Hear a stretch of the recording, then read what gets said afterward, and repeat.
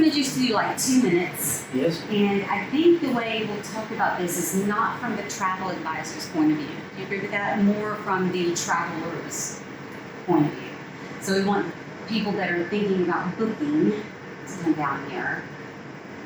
Some of the ideas of like what they're going through and what they're going to experience, what it's like for you to be doing the Galapagos. And that you've been doing it for 20 years? I came to the Galapagos in 1994. 94. Yes. I'm commanding the Santa Cruz already 20 years. 20 years. Yeah. Yes. Well, one of the questions I had before we came up here was, how is sailing in the Galapagos different to sailing anywhere else, really? Is there specific things about sailing in Galapagos that's different? There's not much different. Yeah. I mean, navigation, sailing around the world, it's quite similar. Yeah. Which I mean means of skills and beliefs. Yeah. And the approach to the harbors and whatever. But what is best in the Galapagos is the weather. Yeah. You never face, for example, big storms, Yeah. huge waves, and something like that. Yeah. What you have faced or what you experience till now, Yeah.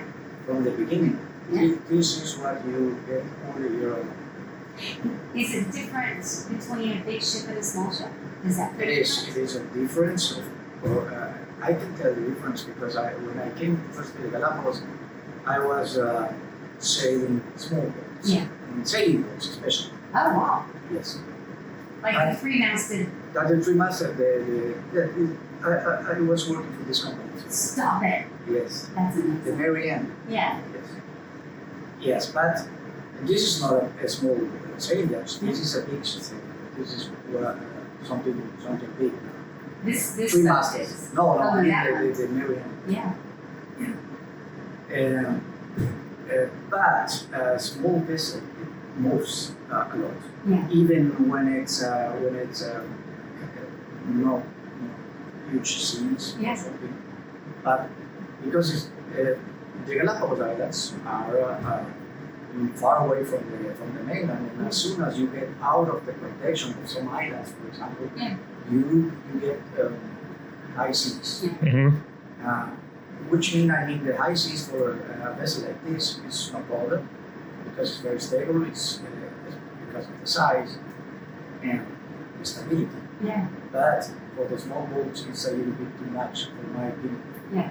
And it moves a lot, so Yeah. you can get seasick Yeah. very often. Very bad sometimes. And luckily, we've been pretty lucky that all of us are on the first floor, and so we're getting the least amount of movement, essentially, aren't we? No, even if you are in the second or third floor, it doesn't make any difference. Yeah. Oh, It's about the same. very, very little. Yeah. I don't know, maybe you feel the difference, but I And don't. you're already Well, you're up here. Yeah, we're on the 4th floor now, aren't we? You are here on this floor? Yeah. No. This is the 4th floor. The It's the captain. fourth floor? Yes. Yes. All right, so do you want to record? So I'm going to ask you about the weather. I'll ask you about small ship. I'm recording everything, and we'll Yes. we'll splice it. Yeah, because you got to do an introduction. You got to introduce us and Yeah. the captain. Yeah. And I'll ask you about your favorite destination. My favorite destination, you mean here in the Galapagos? Yeah, but you got to start. You got to start like an interview. Yeah. I'm just wanting you to know what I'm going to ask you about. All the islands are different. Yeah. Every island is a different experience. It's perfect. I can't tell which is my favorite. Maybe Española, which is the island we will visit tomorrow. Yeah, fantastic. Yes. This is one of the highlights in the Galapagos Islands. And because it concentrates a lot of fauna Yeah. from the Galapagos Islands. But for me, it's nice because we will visit in the afternoon Gardner Bay, which is a beautiful, white, sandy beach, where I sometimes have the time to go Oh, nice. Wow. And they swim Yeah. or make snorkeling, Yeah. which is beautiful. Snorkeling is one of the most beautiful things in the Galapagos It Islands. is. I was blown Because away 50%, yesterday. 50% is land and 50% is swimming. Yeah. Yeah.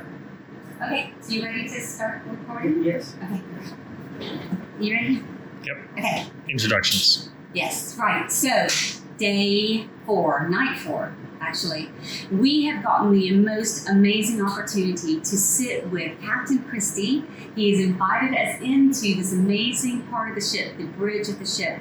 And we thought this would be a great opportunity to kind of get his take on small ships, on this itinerary, on the weather in the Galapagos. And so he's giving us just a few minutes of his time, and I'm just going to jump right in if that's okay. That's okay. So one of the things we were just talking about was the weather and how that actually impacts the way that you sail this vessel. Can you tell us a little bit about that? I mean, it's especially nice to sail around the Galapagos Islands, as I told you, because of the weather. I mean, you face all the time with the weather. And this is wonderful for passengers, as well as for sailors. Yeah. I mean, the big seas and big storms is a bit romantic, but it's not Not much fun, No, is it? it's not much fun. And that allows us also to do a good job to disembark, for example, over the dinghies in time.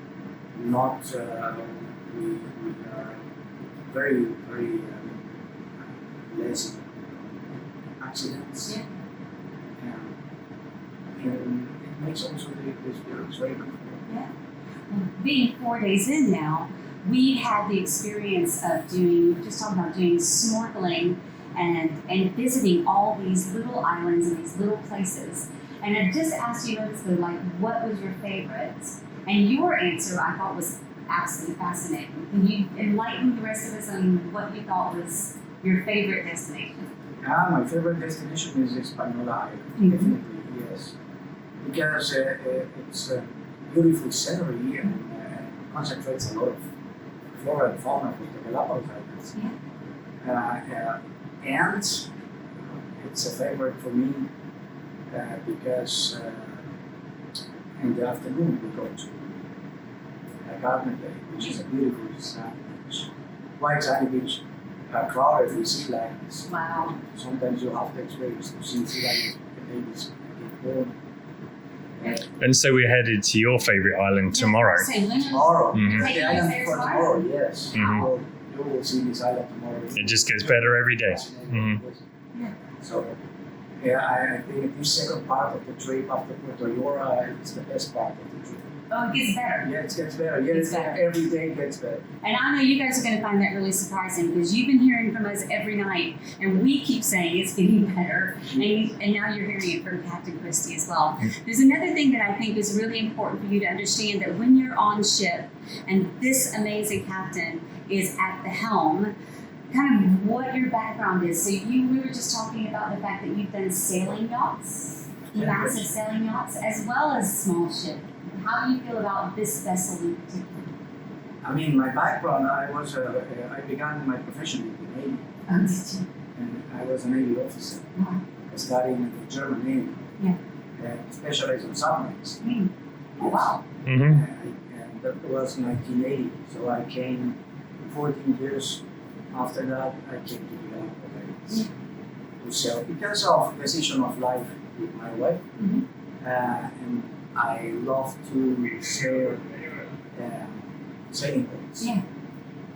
I began to sail sailing boats until the year 2004 when I was arranged for metropolitan touring. Yeah. Yes. And my wife became here in the Galapagos Islands a tour guide. Oh, did she really? She's a tour guide. She's German. Yes. We got married in Germany during my studies in Germany. And she became a tour guide, but it's not working as a tour guide anymore. And so coming to the Metropolitan Tour was a big deal for me as a professional, as a captain, and also for the family. Yes. Because at that time, and until now, it's a very recognized company, which is the owner of the ship. Yeah. Now I think Hurtigruten will overtake the ship and with its crew and the company, part of the company too, which is a wonderful news. Yes. Wonderful. And I'm sure we will be A good marriage. yes. Good partnership. Good partnership. And I think they did the right decision to take over this ship, the Santa Cruz II especially, which has a lot of goodwill. Yeah.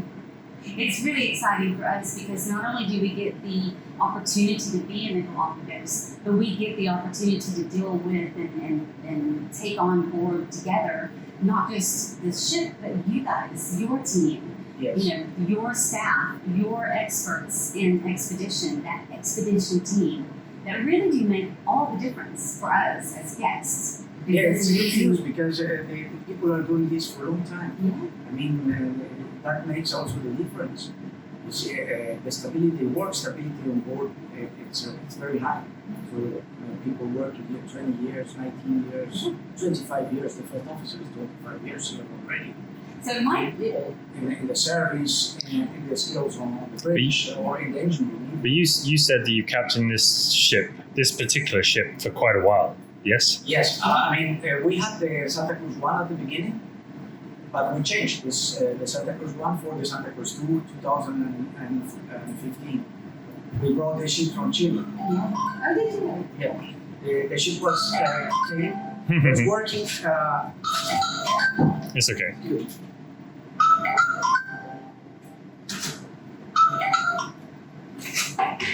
The ship was built 2002 in Valdivia. It's a Chilean yard Mm-hmm. south of Chile, Wow.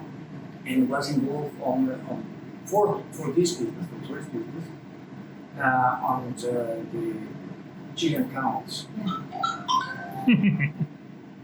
Pause for a second, and that way let him go. Just figure out. You need to take that. Don't worry about it. No, I gonna.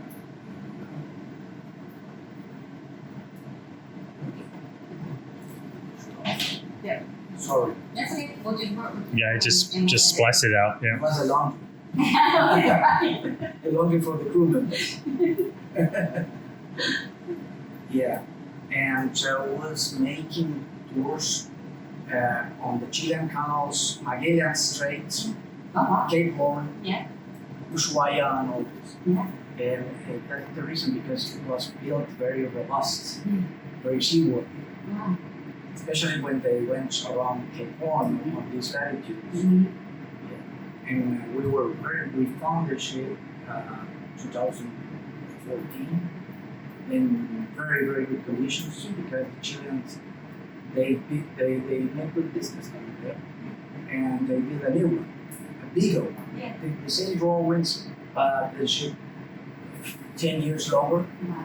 10 meters longer, Mhm. 30 feet longer, and 1 meter wide, Mm. 1 bit more. And so they sold this. Yeah. And we found it in very, very good shape, very good conditions. We brought this here to the Galapagos Islands, reformed the ship, Yeah. made a big transformation for the Galapagos Islands.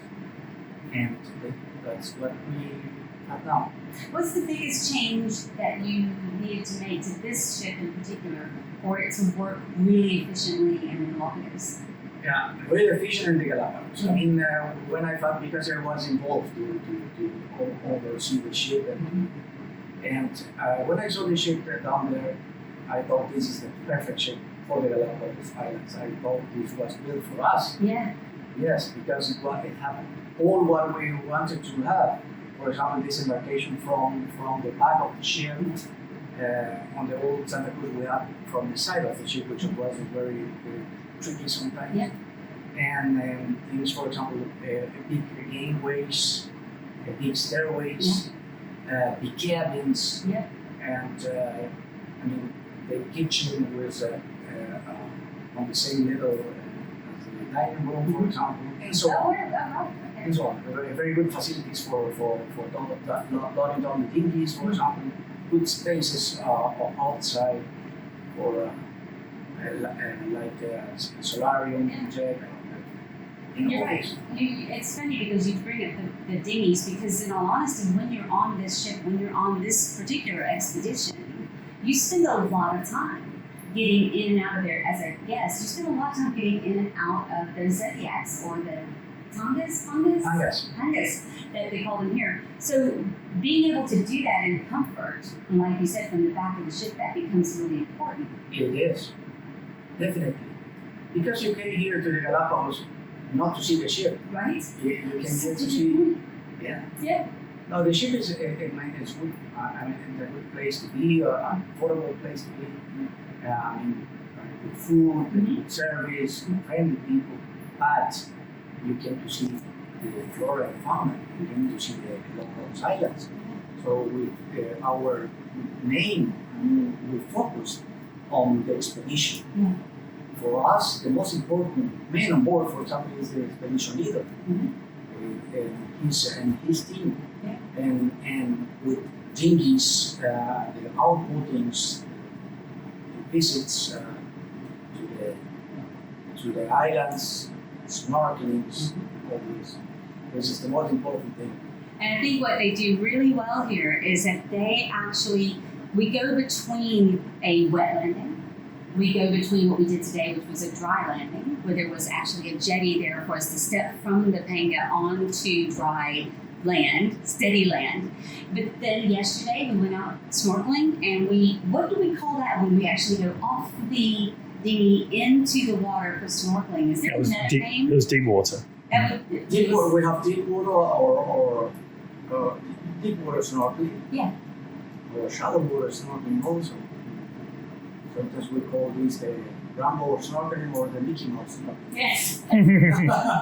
we came up with a name today, and what we're going to start calling it tomorrow when we're snorkeling. I think we're snorkeling tomorrow. Yes. We're going to call it the Galapagos Wave, and we're all going to fall backwards in line with each other. And so we're going to actually try to film that tomorrow, so you can actually see the initial first time Galapagos wave off of the Pangas. We've taken a lot of your time. If I can ask you one last question. How many staff do you have here in the bridge with you? Because we've met so many of them and they're fantastic. So what type of team do you have here in the bridge? We do watches on the bridge. We have 3 officers and 3 deck